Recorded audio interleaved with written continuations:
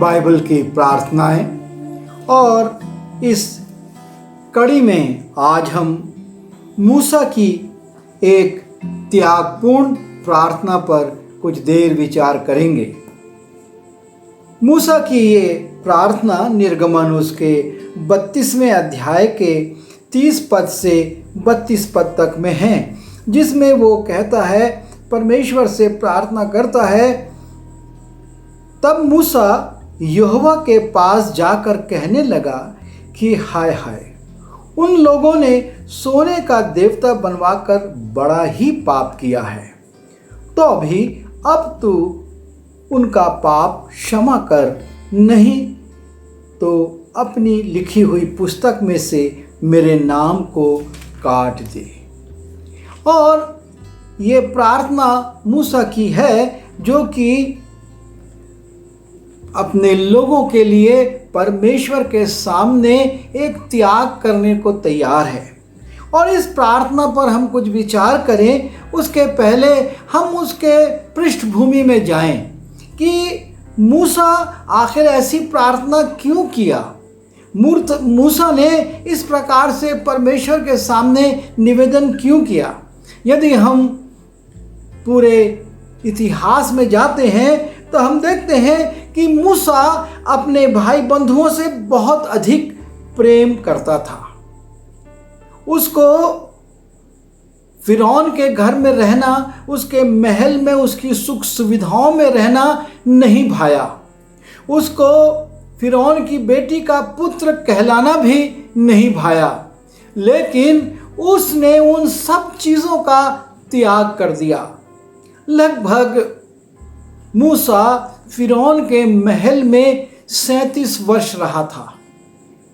जन्म के बाद जबकि उसकी माँ ने छोड़ दिया था, और जब फिरौन की बेटी ने लिया और उसकी माँ उसको दूध पिलाने के लिए ले लेती है, तो जैसा उस समय का विवरण था, मूसा 3.5 वर्ष तक अपनी माँ के पास रहा और उसके बाद फिरौन की बेटी को सौंप दिया गया।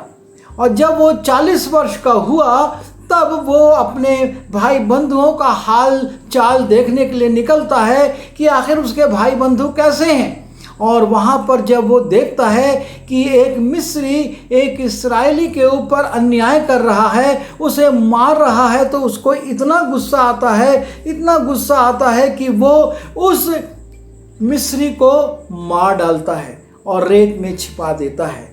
और ये घटना प्रकट करती है कि मूसा अपने लोगों से कितना प्रेम करता था। उसका पालन पोषण जरूर महल में हो रहा था, लेकिन उसको अपने लोगों के विषय में ज़्यादा चिंता थी। और इसीलिए इब्रानी का लेखक कहता है, जब हम इब्रानी उसके 11वें अध्याय के 24वें और 25वें पद में जाते हैं, कि मूसा को फिरौन के घर में महल में रहना और फिरौन की बेटी का पुत्र कहलाना व्यर्थ लगा, और वो उन सब चीज़ों को छोड़कर अपने लोगों में आ गया। और जब उसकी इस घटना का कि उसने एक मिस्री की हत्या कर दी है, उसी एक इस्राएली के द्वारा भेद खोला जाता है, तब मूसा वहाँ से भागता है और मिद्यान चला जाता है। और मिद्यान देश में वो 40 वर्ष तक रहता है। वहाँ उसका विवाह हो जाता है, उसके पास संतानें हो जाती हैं, और वो एक सुरक्षित आनंदित पारिवारिक जीवन जी रहा है। और वहाँ पर जब परमेश्वर उसको उस जलती हुई झाड़ी में दर्शन देता है और आज्ञा देता है, तो फिर से उन सुख सुविधाओं को छोड़कर मूसा मिस्र को लौटता है और फिरौन के सामने जाता है। फिरौन से कई बार उसका विवाद होता है और बड़े बड़े आश्चर्य कर्म होते हैं। परमेश्वर ने उसको नियुक्त किया था कि तुम ये करना, और उस प्रकार से वो कार्य करता है। और तब वो इस्राएलियों को मिस्र देश से छुड़ाकर कनान देश की ओर ले जाता है। और जब वो इस्राएलियों को छुड़ाकर ले जा रहा है, तो उसको इस्राएलियों का बड़ा विरोध सहना पड़ता है। उसका पहला विरोध जब हम निर्गमन उसके 14वें अध्याय के 11वें पद में जाते हैं, वहां पर लाल समुद्र के समक्ष है। जब वो लाल समुद्र के पास पहुंचते हैं और पीछे देखते हैं कि मिस्र की सेना चली आ रही है, तो उस समय के जो इस्राएली अगुवे थे वो मूसा से कहने लगते हैं, क्या मिस्र में कब्रें कम थी जो तू हमको यहाँ ले आया है? क्योंकि सामने लाल समुद्र है और पीछे मिस्र की सेना है, अब हम कहाँ जाएं? ये तो हमको मार लेंगे। और मूसा कहता है, खड़े खड़े देखो परमेश्वर क्या करता है।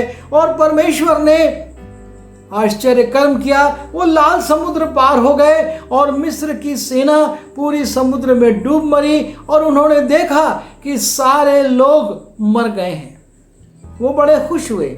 लेकिन 3 दिन बाद ही आगे जब वो जाते हैं और उनको पानी नहीं मिलता है, वो फिर से मूसा पर बड़बड़ाने लगते हैं, कुड़कुड़ाने लगते हैं। हम निर्गमन उसके 15वें अध्याय के 24वें पद में इसको देखते हैं।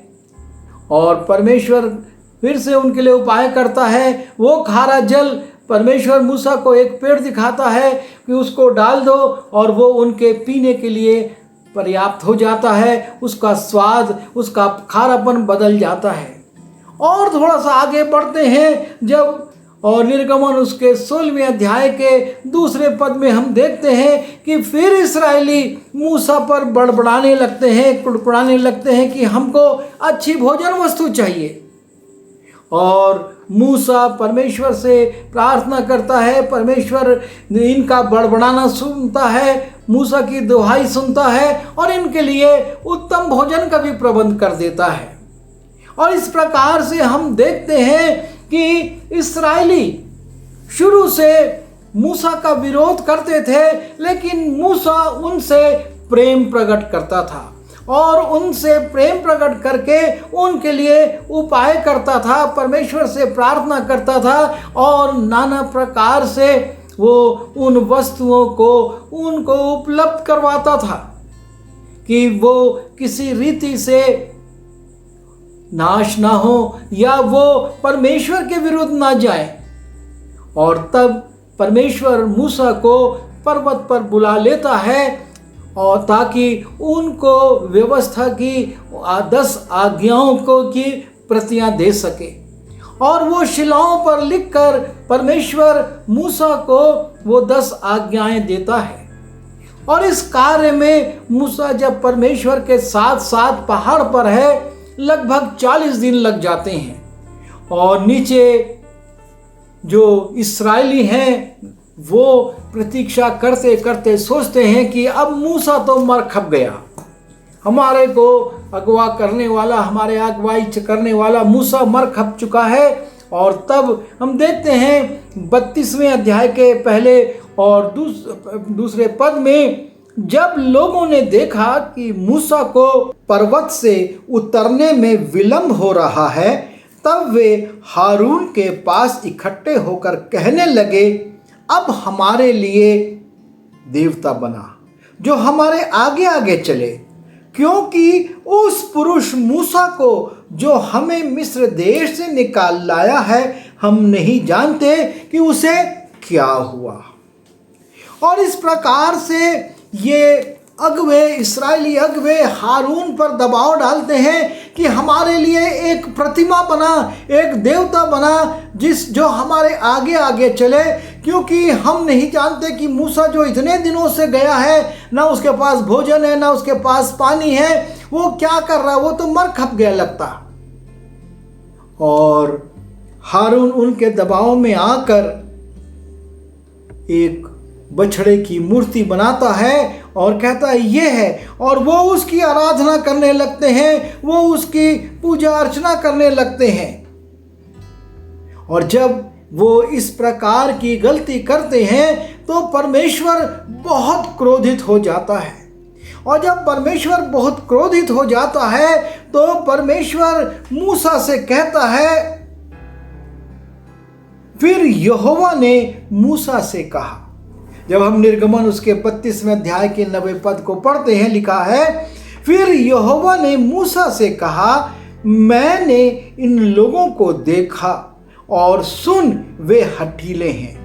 अब मुझे मत रोक, मेरा कोप उन पर भड़क उठा है जिससे मैं उन्हें भस्म करूं, परंतु तुझसे एक बड़ी जाति उपजाऊंगा। परमेश्वर कहता है कि मैंने इन लोगों को देखा, मिस्र से अभी तक हमेशा इनके अंदर एक हट है, और इसलिए अब मुझको मत रोक। और जब हम इस वाक्य को पढ़ते हैं तो इसका मतलब हम निकाल सकते हैं कि इसके पहले भी परमेश्वर का कोप इस्राएलियों पर भड़का था, लेकिन मूसा ने प्रार्थना कर करके परमेश्वर को रोक दिया था कि इनके ऊपर उनका कोप ना भड़के। और इसलिए परमेश्वर कहता है अब मुझे मत रोक और मैं इनको भस्म कर दूंगा। पर परमेश्वर कहता है मैं तुझसे एक बड़ी जाति उपजाऊंगा। और इस ऑफर को जब हम, इस प्रपोजल को जब हम, परमेश्वर के इस वाक्य को जब हम पढ़ते हैं तो हम देखते हैं कि कितनी बड़ी परीक्षा मूसा के सामने थी। सारे इस्राएली मर जाएं, लेकिन मैं तेरे वंश से एक बड़ी जाति उपजाऊंगा। और हर कोई चाहता है कि उसका नाम चले, उसके नाम से लोग जाने जाएं। और यदि ये इस्राएली मर जाते और परमेश्वर ने जो कहा था मिस्र मूसा के नाम से वो जाति बनती, तो आज ये मूसा के वंशज कहलाते।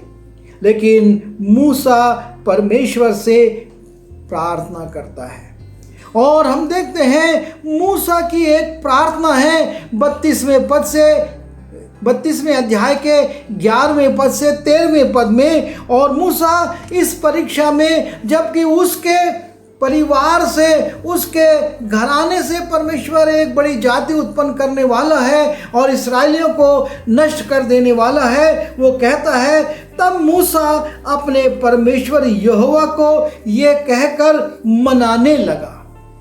फिर से मूसा इन इस्राएलियों के लिए निवेदन कर रहा है, और तब मूसा अपने परमेश्वर यहोवा को ये कह के मनाने लगा कि हे यहोवा, तेरा कोप अपनी प्रजा पर क्यों भड़का है, जिसे तू बड़े सामर्थ और बलवंत हाथ के द्वारा मिस्र देश से निकाल लाया है। परमेश्वर से मूसा कह रहा है इन पर इतना क्रोध मत कर, जिनको तूने बलवंत हाथ से बड़े बड़े आश्चर्य कर्म करके मिस्र देश से निकाल कर यहाँ तक लाया है। और फिर वो कहता है परमेश्वर से, मिस्री लोग ये क्यों कहने पाए कि वो उनको बुरे अभिप्राय से, अर्थात पहाड़ों में घात करके धरती पर से मिटा डालने की मनसा से निकाल ले गया। तू अपने भड़के कोप को शांत कर और अपनी प्रजा को ऐसी हानि पहुंचाने से फिर जा। वो परमेश्वर से कहता है मिस्री लोग कहेंगे परमेश्वर तो उनको बुरी मनसा से ले गया था, उनको दंडित करने ले गया था, और उनको उसने उन पहाड़ियों में, उन जंगलों में मार डाला। और तब वो कहता है तू इस प्रजा के ऐसी बड़ी हानि से फिर जा, तू इसको मत कर परमेश्वर, क्योंकि वो ये नहीं चाहता कि उसके बेटे के नाम पर, उसके परिवार के नाम पर एक समाज खड़ा हो, लेकिन वो ये चाहता है कि इनको, जिनसे वो हमेशा से प्रेम करता आया है, परमेश्वर एक बार फिर क्षमा प्रदान करे, क्योंकि एक बहुत बड़ा अपराध इन्होंने कर दिया था। और जो व्यवस्था की पटियां दी थी उसकी पहला आज्ञा ही इन्होंने उल्लंघन कर दिया था। जब व्यवस्था की ये पटियाएं दूसरी बार बनाकर दी गई तो उसमें जो पहली आज्ञा लिखी थी और वो थी तू मुझे छोड़ किसी और को ईश्वर करके ना मानना। लेकिन इस्राएलियों ने वही काम कर दिया था। उन्होंने परमेश्वर, सच्चे परमेश्वर को छोड़कर इस एक सोने के बछड़े को बनाया, उसकी पूजा अर्चना करने लगे, उसको दंडवत करने लगे, उसके सामने नाचने और कूदने लगे और उसके सामने खाने पीने लगे और कहने लगे कि प्रणाम, और ये कहने लगे कि ये तुमको मिस्र देश से छुड़ा कर लाया है। और इस प्रकार जो परमेश्वर की आज्ञा थी कि तू मुझे छोड़ किसी और को ईश्वर करके ना मानना, उस आज्ञा का इन्होंने उल्लंघन कर दिया। और मूसा परमेश्वर से निवेदन करता है, तू इनको पर कोप मत कर, एक बार फिर शांत हो जा। तू इनको इतने बलवंत हाथ से निकाल कर लाया है, और क्यों मिस्री कहने पाए कि परमेश्वर इनको पहुंचा नहीं पाया। और परमेश्वर से वो प्रार्थना करता है, और तब परमेश्वर उस आग को नहीं भेजता और ये बच जाते हैं। और तब मूसा नीचे आता है, और जब वो नीचे आता है परमेश्वर अपना विचार परिवर्तित कर देता है। जब हम 14वें पद में जाते हैं, लिखा है, तब यहोवा अपनी प्रजा की हानि करने से जो उसने कहा था पछताया।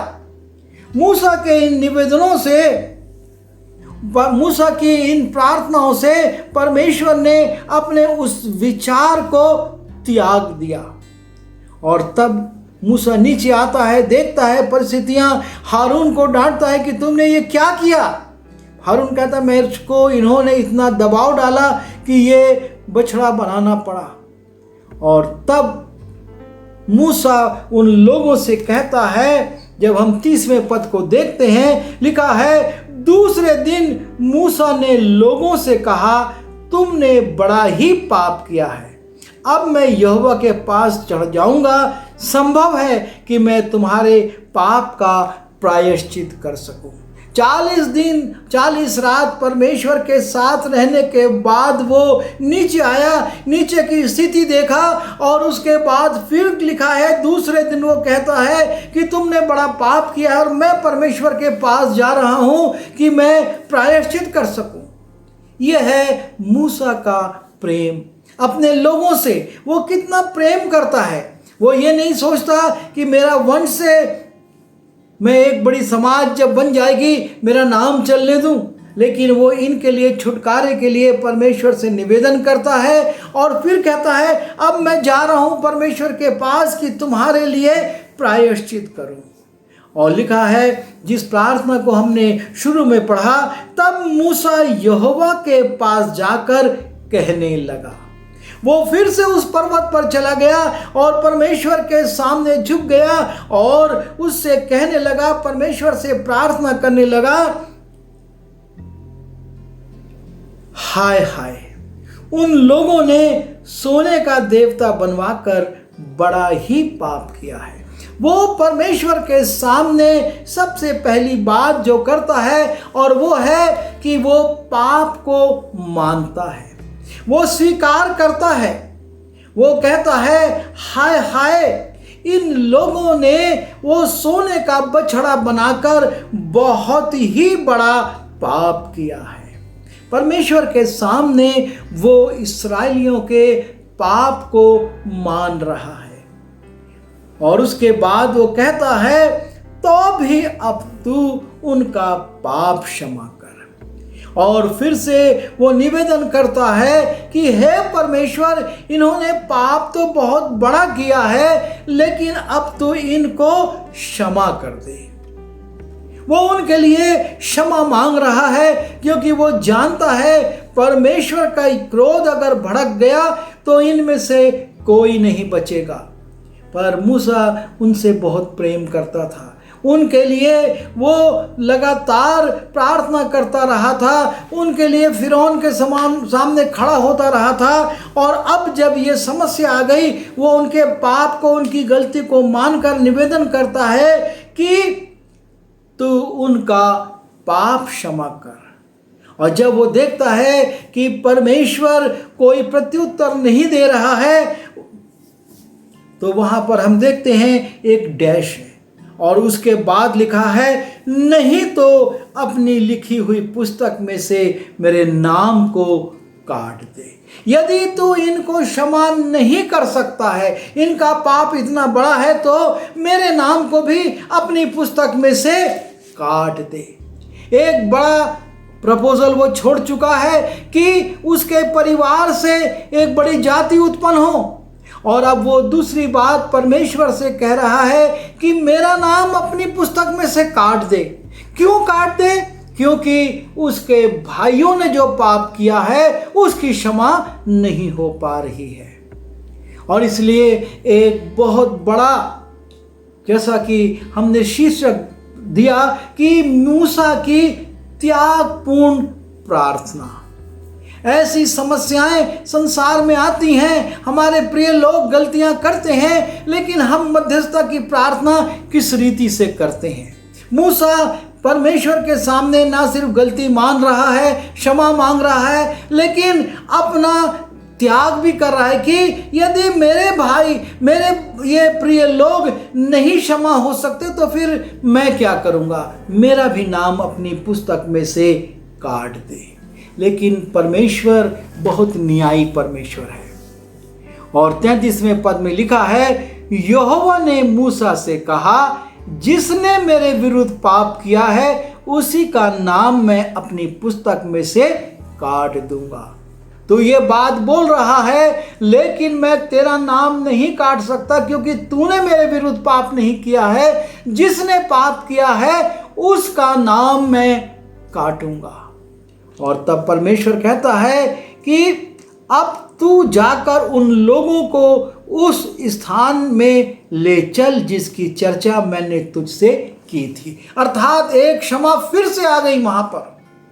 वो कहता है, ठीक है, अब तू इनको फिर से ले जा उस स्थान जिसकी चर्चा मैंने की थी। और वो कहता है, यहोवा कहता है कि मैं जिस दिन दंड दूंगा उस दिन इसका भी लेखा लूंगा। लेकिन मैंने तेरी प्रार्थना को, जो त्यागपूर्ण प्रार्थना थी, सुना है। मैं तुझको दंडित नहीं करूंगा, तो इन लोगों को ले जाओ उस स्थान की ओर। पर हम यहां पर मूसा के प्रेम को देखते हैं। तब प्रश्न उठता है कि हम अपने लोगों से कैसा प्रेम करते हैं? हमारे प्रेम की गहराई क्या है? हमारे प्रेम की ऊंचाई क्या है? हमारा प्रेम तत्कालिक है, स्वार्थपूर्ण है या त्यागपूर्ण है? हमारे जीवन में प्रभु ये चाहता है कि हमारा प्रेम त्यागपूर्ण हो। और जब हम अपने लोगों के लिए इस त्याग के साथ प्रार्थना करेंगे, परमेश्वर हमको तो प्रतिफल देगा। उसने कहा कि मैं तो न्याय के समय तुझको दंडित नहीं करूंगा, जिसने पाप किया उसे ही। लेकिन वो क्षमा करता है और कहता, ठीक है, तो इनको ले जा। जिस स्थान पर ले जाने के लिए तू निकला है इनके साथ, तो उनको ले जा। मेरा दूत तेरे आगे आगे चलेगा। और इस प्रकार से मूसा इस्राएलियों के उस बड़े पाप को, जो मूर्ति पूजा करने का पाप था, जो 10 आज्ञाओं की प्रथम आज्ञा का उल्लंघन का पाप था, उसको भी परमेश्वर से क्षमा करवा लेता है और ये भस्म नहीं होते हैं। प्रभु ऐसा ही प्रेम हमारे हृदयों में डाले कि हम भी अपने लोगों से ऐसा ही प्रेम करें। आइए दुआ करें। प्रभु जी, हम धन्यवाद देते हैं मूसा के नमूने के लिए, जिसका शाब्दिक प्रेम नहीं था, जो सिर्फ दिखावटी प्रेम या बोल के द्वारा नहीं प्रेम करता था, लेकिन जो अपने कार्यों के द्वारा, अपने त्याग के द्वारा प्रेम को प्रकट करता है और परमेश्वर से कह देता है कि यदि तू इन्हें क्षमा नहीं करेगा तो मेरा नाम भी अपनी पुस्तक से काट दे। प्रभु जी, हमको शक्ति दीजिए कि आज जब संसार में हमारे प्रिय लोग आपके विरुद्ध काम करके दोषी बनते जा रहे हैं, हम उनके लिए मध्यस्थता की प्रार्थना करने वाले बने, उनके पापों को माने, उनके लिए क्षमा मांगे और उनके लिए त्याग करने को भी तैयार हो सके। बिनती यीशु के नाम से मांगता हूँ, आमीन।